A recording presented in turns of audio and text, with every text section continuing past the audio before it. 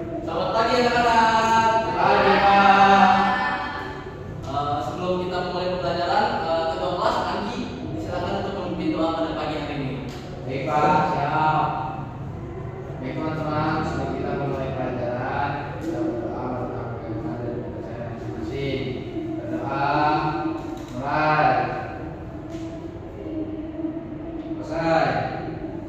Baik, terima kasih Anggi.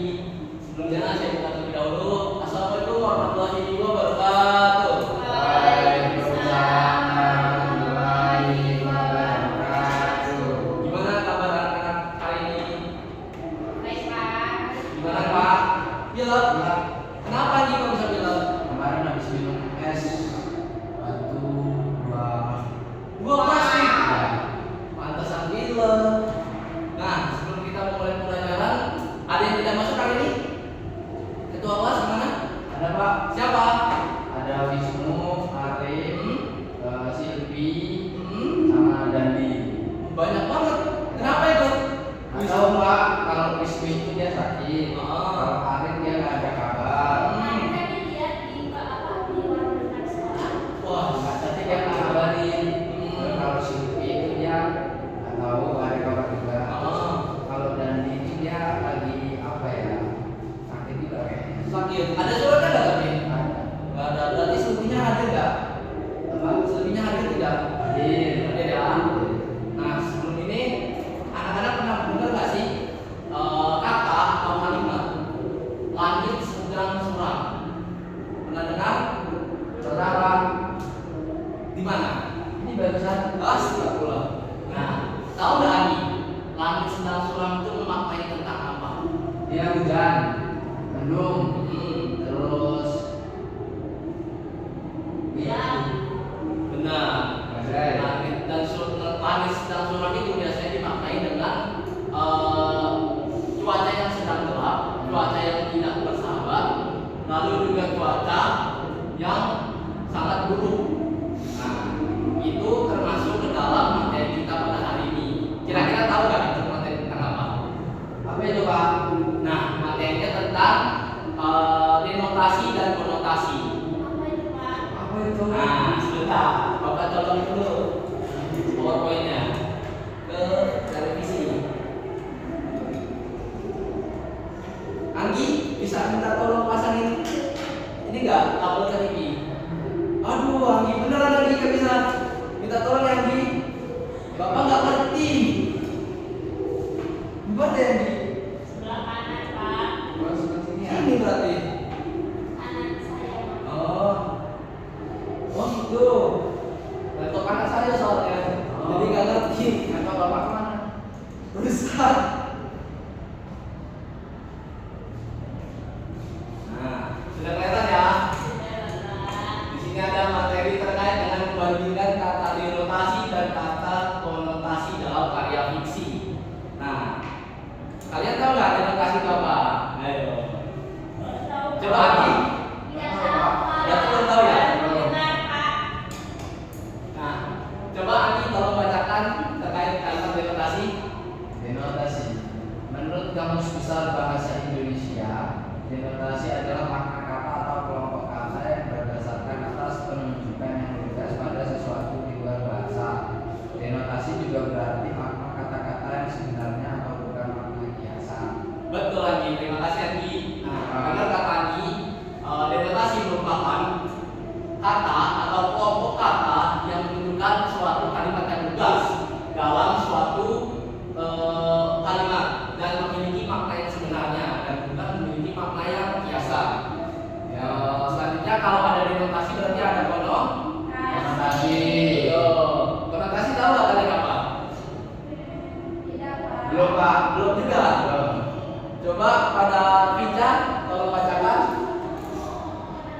Konotasi, melakukan pikiran yang menimbulkan nilai rasa pada diri seseorang ketika berhadapan dengan sebuah kata atau makna lain yang berkaitan dengan kata tersebut yang bukan makna sebenarnya, makna kiasan. Betul, terima kasih kepada Vinca.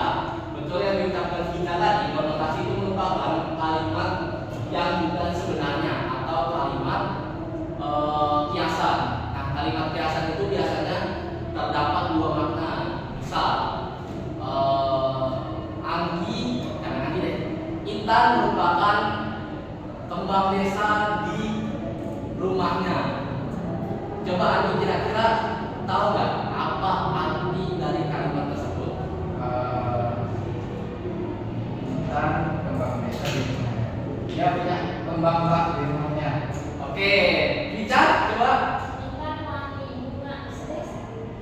Oke, kalau Intan sendiri gimana? Saya pernah dengar Pak, desa itu misalnya cewek itu sangat cantik, lalu dia tuh ya pokoknya sangat cantik lah, maka kenapa disebut sebagai kembang desa. Nah, betul apa yang diucapkan Intan dan dilengkapi ya oleh Intan. Tepuk tangan kepada Intan. Nah, makna itu termasuk dalam makna apa ya? Denotasi atau konotasi kembang desa? Konotasi. Kenapa? Karena itu konotasi keindahan bahasa. Keindahan bahasa. Bicara? Karena konotasi. Betul. Anggi? Hiasan. Biasa, betul. Nah, kembang desa. Kembang desa itu diibaratkan bukan kembang yang berada di desa ya, akan tetapi suatu perumpamaan bahwa si Intan itu merupakan primadona atau mungkin apa yang namanya ya? Bukan ya primadona lah, primadona atau kesukaan di desa-desa tersebut itu. Berarti dia favorit gak gua? Iya, itu namanya desa. Nah, populer bisa. Nah, di sini ada contohnya lagi nih, contoh denotasi dan konotasi. Di sini ada tiga, yaitu ada aspek yang pertama itu arti, contoh dan penggunaan dalam fiksi. Nah, dalam denotasi sendiri artinya makna asli atau objektif, sedangkan konotasi itu adalah makna kias atau subjektif. Contohnya, bunga itu harum, bunga sama dengan tumbuhan. Lalu terdapat konotasi yaitu dia bunga desa, seperti yang dikatakan tadi. Bunga desa adalah bunga sama dengan gadis cantik, jadi semacam primadona. Nah, dalam penggunaan dalam fiksi, denotasi sendiri untuk deskripsi secara jelas maupun lugas. Lalu konotasi sendiri itu menyinggung untuk efek emosional atau efek tambahan terkait kiasan yang ada di dalam kalimat tersebut. Lanjut. Nah, di sini terdapat contoh denotasi dan konotasi. Dalam cerpen yang saya baca, ya kemarin lah. Di sini ada sepenggal kalimat, yaitu ibu adalah pelita di tengah gelap hidupku. Nah, pelita ini diibaratkan dalam denotatif itu adalah lampu, karena kan suasananya sedang gelap. Mungkin mati lampu ya, karena gelap. Nah, di situ terdapat makna konotasinya juga, yaitu sebagai sumber kasih sayang, penerang hidup atau petunjuk jalan hidup bagi si anak tersebut, gitu. Nah, selanjutnya ada yang ditanyakan nggak terkait denotasi dan konotasi? Gimana kita?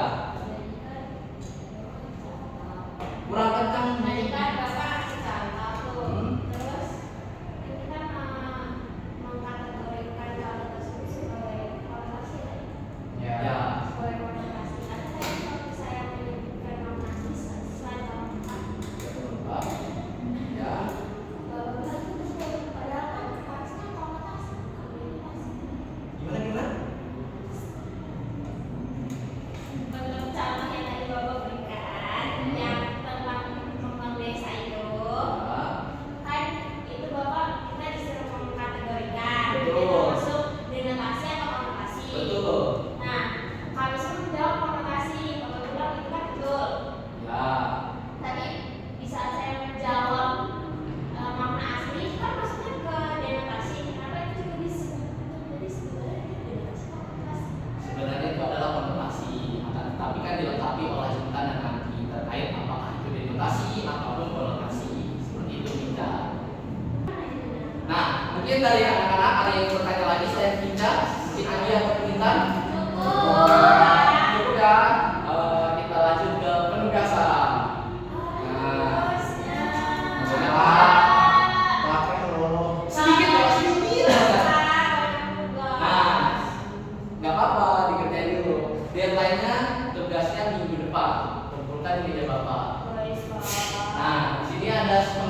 teks cerita terkait dengan pasal 102. Mungkin siapa ya? Intan bisa dibacakan terkait teksnya?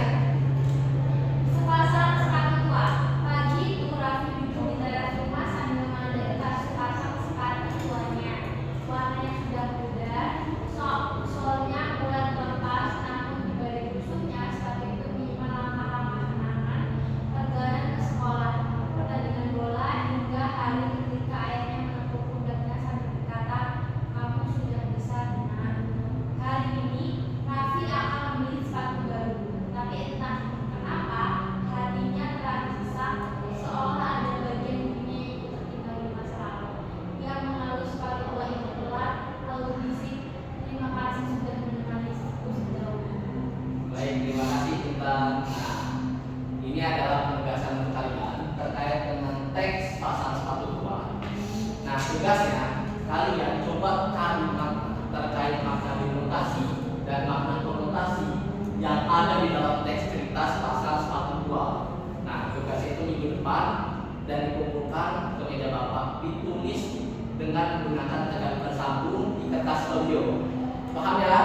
Paham, Pak. Nah, coba kalau sudah paham, Bapak mau coba minta tolong nih kepada Anggi untuk menyimpulkan pembelajaran hari ini. Siap, Silakan. Pak. Siap. Jadi Kak, tadi kita belajar denotasi dan konotasi. Betul. Denotasi itu tugas, maksudnya dia langsung. Betul. Kalau konotasi itu dia biasa atau bukan makna sesungguhnya. Betul. Mungkin ada yang tambahkan Ica atau Intan mungkin? Mungkin kita kasih tepuk tangan dulu kepada Anggi. Betul ya apa yang diucapkan oleh Anggi terkait kesimpulan pada pembelajaran hari ini, bahwa denotasi itu adalah makna yang sebenarnya tanpa ada tambahan sedikit pun makna lainnya, dan konotasi itu adalah makna yang tidak sebenarnya ataupun makna kias. Ya mungkin seperti itu pembelajaran terkait denotasi dan konotasi pada hari ini. Mungkin kepada Anggi, silakan untuk berdoa terlebih dahulu sebelum kita mengakhiri pembelajaran. Baik, Pak. Teman-teman, sebelum kita pulang, kita berdoa, masing-masing berdoa. Mulai. Selesai. Terima kasih Anggi.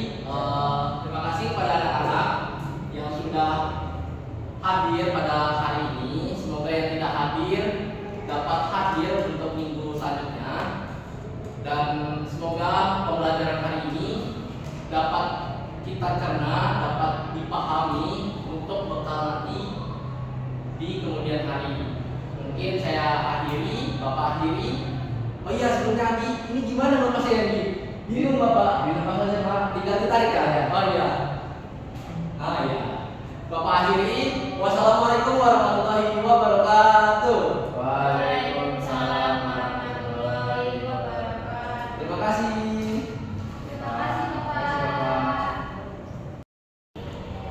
Baik, saya Anggi Agus dan Prabowo dengan NPM 2313041042 akan membacakan panduan observasi 2 keterampilan menjelaskan dari nama calon guru Raihan Nur Islam dengan NPM 2313041010 pada tanggal 9 Oktober 2025, waktu pukul 13.00 waktu Indonesia Barat, dengan topik denotasi dan konotasi pada karya fiksi semester 5. Kejelasan: guru menyadari adanya keterbatasan perbendaharaan kata-kata dan ungkapan yang dimiliki siswa. Maka itu guru tidak menggunakan kalimat yang berbelit-belit. Ya, sudah dilakukan. Guru menghindari penggunaan kata-kata yang meragukan dan yang berlebih-lebihan. Ya, sudah dilakukan. Penggunaan contoh dan ilustrasi. Guru memberikan contoh yang cukup untuk menanamkan pengertian dalam penjelasannya. Ya, sudah dilakukan. Guru menggunakan contoh yang relevan dengan sifat dari penjelasan itu. Ya, sudah dilakukan. Contoh yang digunakan guru sesuai dengan usia, pengetahuan, dan latar belakang siswa. Ya, sudah dilakukan. Pengorganisasian. Guru menunjukkan dengan jelas pola atau struktur sajian, khususnya hubungan antara contoh-contoh dan generalisasi. Ya, sudah dilakukan. Guru memberikan ikhtisar butir-butir yang penting, baik selama pelajaran maupun pada akhir pelajaran, dan bila perlu memberikan penjabaran tambahan. Ya, sudah dilakukan. Guru mengadakan variasi suara dalam memberikan penekanan pada hal-hal penting dalam penjelasannya. Ya, sudah dilakukan. Butir-butir penting dalam penjelasan diberi tekanan dengan cara mengulanginya, mengatakan dalam kalimat lain atau menyebutkan satu demi satu seperti 1, 2 dan seterusnya. Ya, sudah dilakukan. Penekanan yang berbeda diberikan pula dengan mimik, syarat ataupun dengan gerakan selama pelajaran berlangsung. Ya, sudah dilakukan. Pemberian tekanan juga diberikan dengan menggunakan gambar-gambar, demonstrasi atau benda sebenarnya. Ya, sudah dilakukan. Balikan. Guru mengajukan pertanyaan untuk mengetahui pemahaman, minat atau sikap siswa tentang relevansi atau kegunaan penjelasan tersebut. Ya, sudah dilakukan. Guru menggunakan balikan untuk menyesuaikan ketepatan atau mengubah maksud penjelasan itu.